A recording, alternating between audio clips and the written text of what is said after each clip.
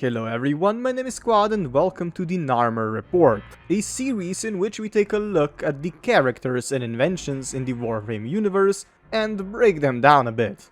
Today we will talk about the creation of Proto Warframes. Warframes that were not controlled by the Tenno, but were rather warriors molded into them. Let's start.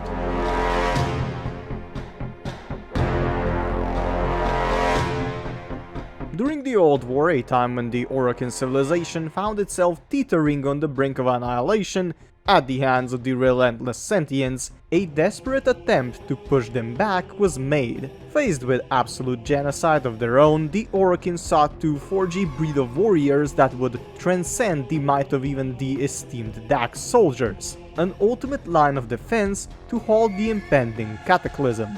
These extraordinary creations were designated as Warframes, a term that has evolved over time to become synonymous with what we now refer to Proto Warframes. Before the emergence of Proto Warframes, the Orokin tried to halt the looming sentient threat with the Infestation. They harnessed the Infestation's power only to find that its chaotic nature proved not only extraordinarily difficult to tame, but also astonishingly ineffective against the sentients. Faced with the incompatibility of these forces, the Orokin scientific mind set their goal on reshaping the Infestation into an entirely new incarnation, one they named the Hellman strain. The one credited with its creation is no other than Ballas. The emergence of the Hellman strain marked a turning point, unlocking Orokin's ability to manipulate living organisms with a previously unfathomed precision. The essence of humanity and perhaps even other creatures was melded and contorted into grotesque abominations, reminiscent of armor melded with the elegance of steel. These amalgamations, the Proto Warframes, were born from this gruesome experimentation. These subjects' bodies were subjugated to horrifying metamorphosis. Limbs were amputated, changed, while the infestation coursed through their veins. Their agonizing screams muffled by the golden Orokin walls, and their humanity sacrificed. To ensure complete obedience, these tortured souls underwent ruthless mental and emotional conditioning, which at the end did not pay off. The essence of their humanity was suppressed, replaced by cold, emotionless state of agony.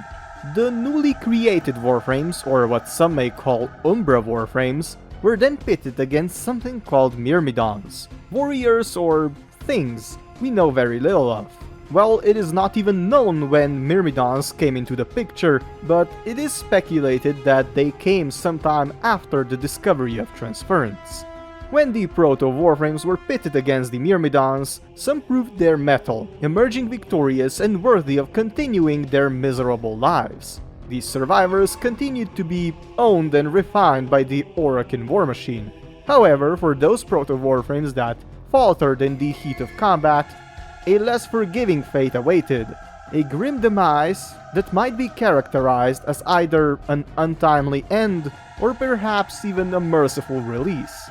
But let's not rush too far ahead of ourselves. Within the annals of history, there exists a profound and intriguing account of Proto Warframes. Amongst these legendary figures, one name shines the most: Excalibur Umbra, a living embodiment of term Proto.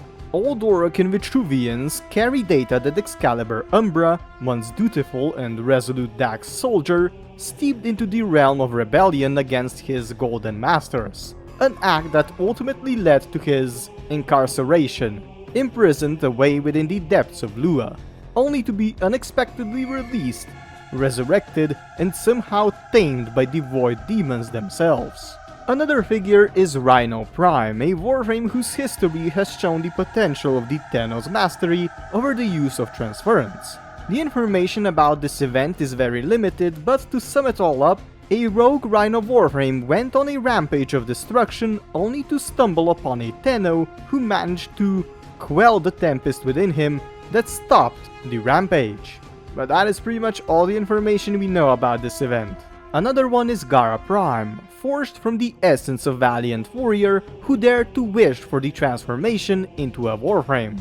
She was met with a grievous fate, Before the warrior was turned into the Warframe, she was glassed and later turned into one for her punishment.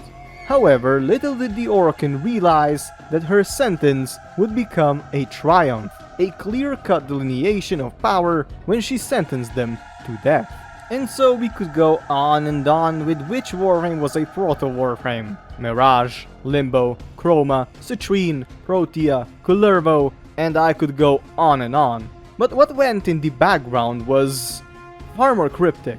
By my knowledge, some Warframes were even made by the Void itself, from the imagination and thoughts of their creators. One example of this is Wisp Prime, a Warframe that came into our world from another universe, cast between the Void and our plane. Another Warframe is Kullervo, memory of who was reforged and persists, locked in magical place known as the Doviri. Well, at least that is what I heard. All these Proto Warframes, as we know, later turned onto their golden masters and became hunted. The Orokin hunted them down and locked them into giant golden spheres, or well, destroyed them mentally and physically. But almost no one could truly stop them but they, the Tenno, who partnered with what remained of them, sealing the fate of the Orokin once and for all. But once again, in reality no one could tell you the truth about all the Proto Warframes. Some are still around and some are destroyed, but in reality, all of them are lost. And none of them are lost. This is the way of eternalism. For the end, I want to ask you, where do you think the Orokin got the technology to create Warframes? It seems so different than anything that they've made so far. I wonder where they got the idea. But yes, this is it for today's Narmer report.